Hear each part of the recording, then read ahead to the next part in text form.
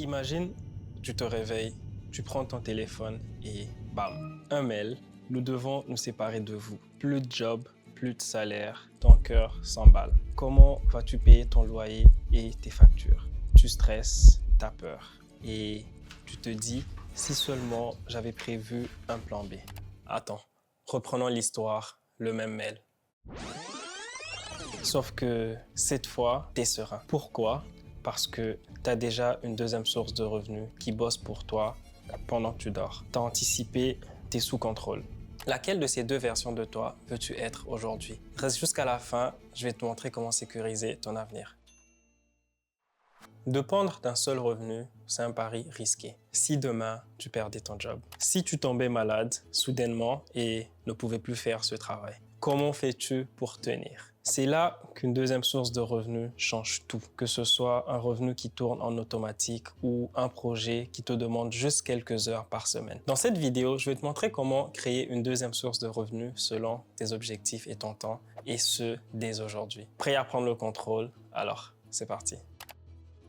Il y a quelques années, avoir un emploi stable, c'était la norme. On travaillait pour une entreprise pendant 30 ans, on avait une retraite, une certaine sécurité. Mais aujourd'hui, ce modèle est en train de disparaître. Regarde autour de toi. Licenciement, automatisation, crise économique. Personne n'est à l'abri. Un job, c'est bien, mais c'est un fil fragile. Si ce fil casse, tu te retrouves sans rien. Et pourtant, la majorité des gens ne se posent même pas la question. Ils vivent, comme le disent les Américains, from paycheck to paycheck, ou en français, je ne sais même pas si ça se dit, mais bon, de salaire en salaire. Bref, ils font cela sans penser à ce qui peut arriver le lendemain s'ils perdaient leur emploi.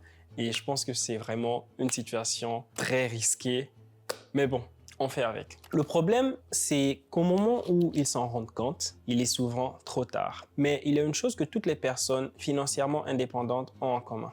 Elles ne dépendent jamais d'une seule source de revenus. Elles ont toujours un plan B ou plusieurs sources de revenus. Un filet de sécurité qui les permet d'avoir le contrôle sur leur vie financière. Et c'est ce que je veux te montrer aujourd'hui. C'est que toi aussi, tu peux mettre ça en place, même si tu as un travail à temps plein ou tu commences de zéro.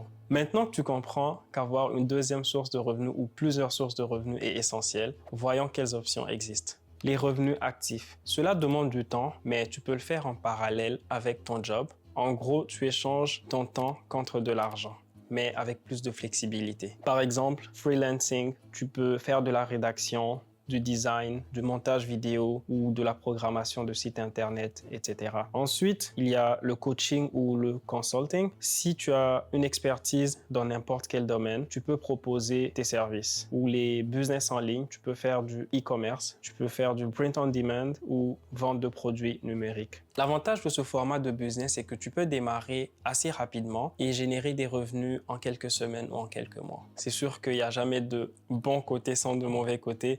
Donc, le seul petit inconvénient, c'est que cela te demande quand même d'investir beaucoup de temps et d'énergie. Les revenus semi-passifs. Ici, tu investis du temps au début, mais ensuite, ça tourne avec moins d'efforts. Par exemple, créer un blog ou une chaîne YouTube, TikTok monétisée, vendre une formation ou un e-book, lancer un site en affiliation, tu recommandes des produits et tu touches une commission. Ces méthodes prennent plus de temps à décoller, mais une fois en place, elles peuvent générer des revenus même quand tu n'es pas actif dessus tous les jours. Ensuite, nous avons les revenus passifs. C'est le rêve de tout le monde. Créer un système qui génère du revenu sans intervention quotidienne. Par exemple, l'investissement, que ce soit l'immobilier, la bourse, je dirais les cryptos, mais faites attention quand même. Après, créer une application ou un logiciel qui se vend tout seul ou automatiser un business. Ça peut être Amazon FBA, du dropshipping avec délégation totale, bien sûr. Le problème avec cela, c'est qu'au début, ça te demande quand même un certain capital ou beaucoup d'efforts au début, mais vraiment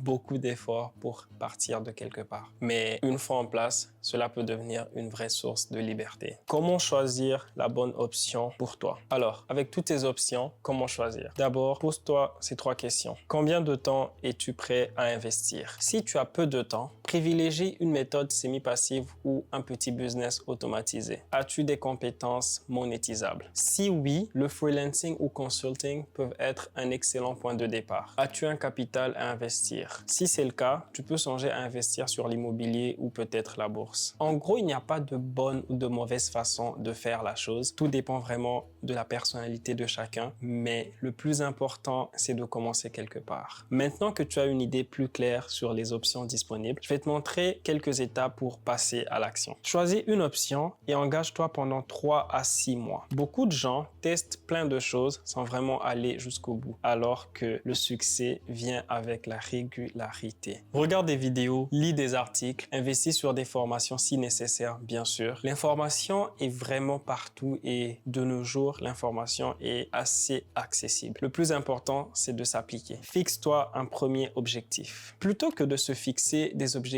gigantesques qui vont finir par nous décourager, le mieux, c'est de fixer de petits objectifs. Mollo mollo.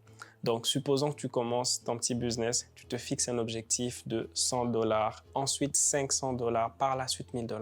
Après, je dis $100 par rapport à là où je suis, mais ça peut être n'importe quoi, ça peut être $10, $50. Donc, fixe-toi quelque chose d'assez réalisable et atteignable et grandis par rapport à ça. Tu as maintenant toutes les clés pour créer ta deuxième source de revenus. La seule chose qui te sépare du succès maintenant, c'est l'action. Mais je sais que parfois, c'est pas facile de se lancer seul dans quelque chose. Alors, si tu veux, on va le faire ensemble. Je vais me lancer un défi bientôt pour t'encourager. Créer un business avec seulement $100 et te partager tout le parcours, les étapes, les stratégies, ce qui fonctionne et ce qui ne fonctionne pas, bien sûr, tout en toute transparence. Et si ça t'intéresse et que tu veux qu'on le fasse ensemble, écris en commentaire « Je suis prêt pour le challenge ». Et dans les prochaines semaines, je vais publier la première vidéo de ce challenge. Abonne-toi à la chaîne, active la cloche pour ne rien manquer de ces vidéos-là. Et je te remercie beaucoup d'avoir suivi cette vidéo jusqu'à la fin. Sur ce, je te dis bonne journée, bonne soirée, dépendamment de là où tu es. Et à la prochaine. Ciao.